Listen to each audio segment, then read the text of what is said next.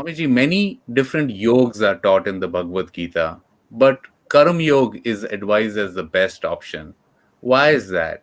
And then also as a follow-up, is there any situation where karm-yog is not recommended? Pranay, that is a very technical question. Nevertheless, since you have asked, I will delve into it. Uh, the Bhagavad Gita is also called Yoga Shastra. The word yog is such a wonderful word. In the Bhagavad Gita, it figures about 150 times.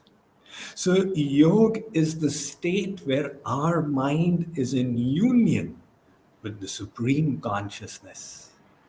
That boils down to a state where we are free from anger, greed, desire, hatred, envy.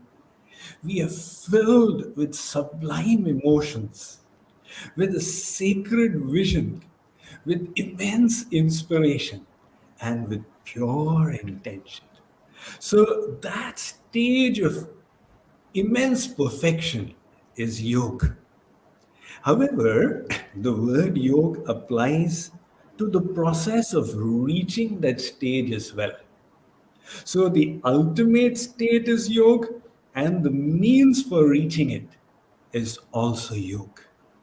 The Bhagavad Gita is teaching us how to move from our mortal imperfection to immortal perfection. So Lord Krishna talks about Gyan Yog, Bhakti Yog, Ashtang Yog, Buddhi Yog, Karma-yog. Now, all these yogas are all beneficial.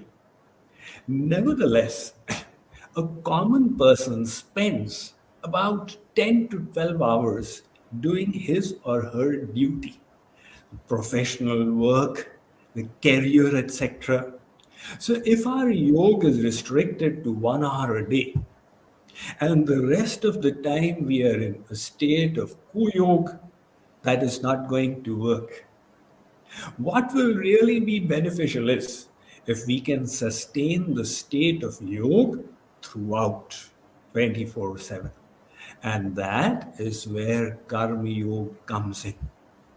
So the Bhagavad Gita is not a retirement plan that, okay, you give up your duties and go into the forest to retire. It is spoken in the most intense, materially demanding situation, which is the battleground. And the message is that, look, if you can be spiritual in this situation, then there are no excuses.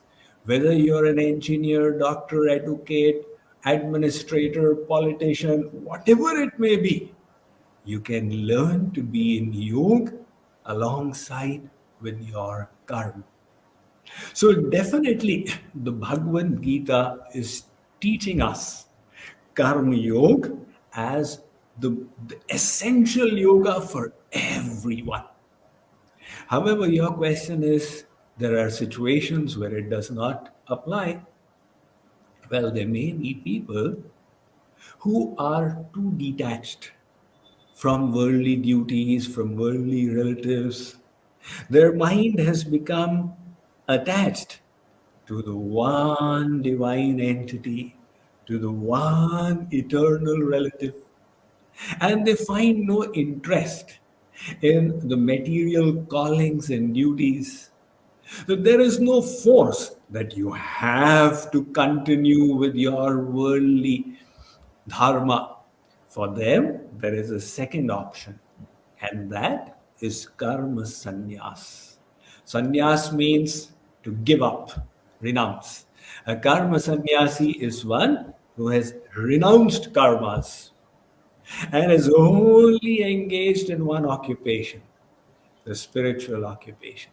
Swamiji, thank you for a wonderful answer describing karm-yog and karm-sanyas. I'm going to move on to Jayaji. Jayaji, you have defined a formula from the Bhagavad Gita where you say that happiness is equal to the number of desires fulfilled divided by the number of desires harbored. I'll just repeat that for those who are listening. Happiness is equal to number of desires fulfilled divided by the number of desires harbored. Now, does this mean that desire itself is a bad aspect for us? How would we lead life with no desire? Is that not against our nature? That's a good question, Pranay. To begin with, yes, this formula for happiness is not mine. It is from the 70th verse of chapter 2, which says, Apuryamanam achala pratishtham, samudra mapa pravishanti yadvat, tadvat kama yam pravishanti sarve, sashanti mapnoti, na kama kami. So, very categorically he says that person who is free from desire, who has risen above desire, only that person attains peace, not the kama-kami, not the desirer of objects. And this word, he gives a metaphor of rivers entering the ocean. There are different rivers. There's the Mississippi, there's the Missouri, there's the Ganga, there's the Yamuna. All kinds of rivers enter the ocean. Each river has a distinct personality of its own, distinct flow, different size, different chemical and mineral compositions.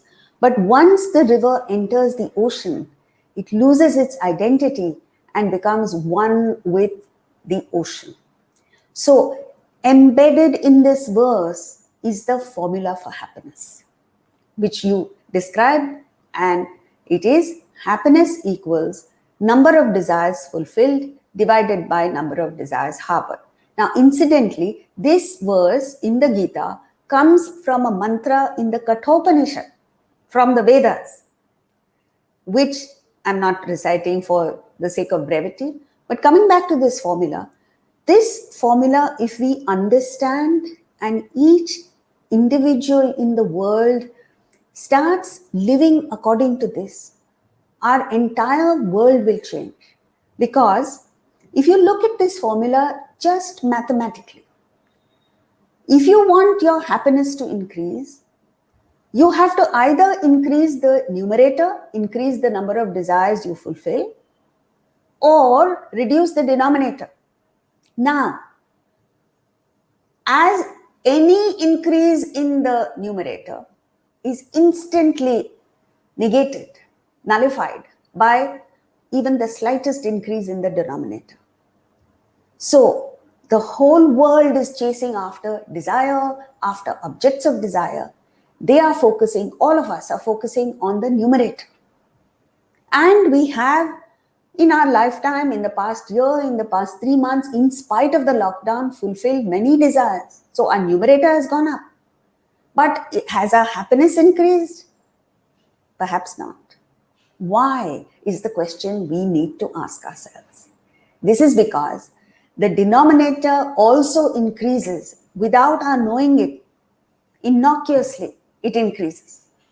So, any increase in the denominator nullifies the numerator, right? Mathematically also, the numerator is irrelevant. It doesn't matter how low the numerator is. If you systematically bring down the denominator, your happiness increases in leaps and bounds. And you bring down that denominator to zero, what happens? Infinite happiness. This is mathematically true, philosophically true. Which is why the entire body of Vedanta, different sampradayas, as Swamiji mentioned, all point towards this one truth, that human being minus desire equals God.